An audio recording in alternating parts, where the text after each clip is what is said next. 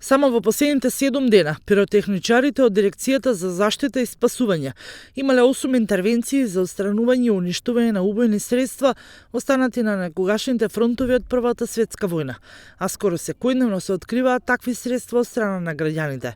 Според Евтим Митров, раководител на пиротехничари во Дирекцијата за заштита и спасување, најризични терени во државата се Струмичко-Гевгелискиот и Битолскиот од некогашниот Солунски фронт.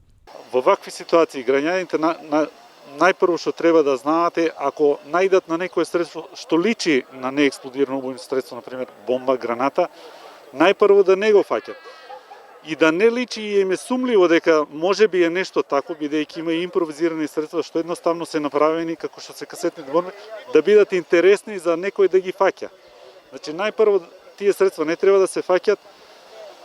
И во самите флаери е обработено, значи треба да се извести најблиската полициска станица, Центарот за управување за кризи или директно Дирекцијата за заштита и спасување, пошто ние постапуваме после тоа. Значи тие средства се отстрануваат од тие места или се уништуваат на лице место, ако се ризични за транспорт, или се носат на сигурно место каде после тоа се уништуваат.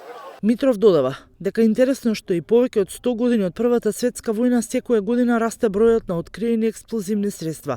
2018 година жител на Богородица најмил багер да го расчисти плацот на кој требало да гради куќа, па случајно ги пронашол и првите 5 гранати. Ги повикал надлежните за понатамошното постапување. Иако само за неколку часа беа откриени 60 гранати, Митров, кој беше на терен, вели дека поред големиот насип на земја, ќе морало да се работи и на терен кој што им однесе неколку денови.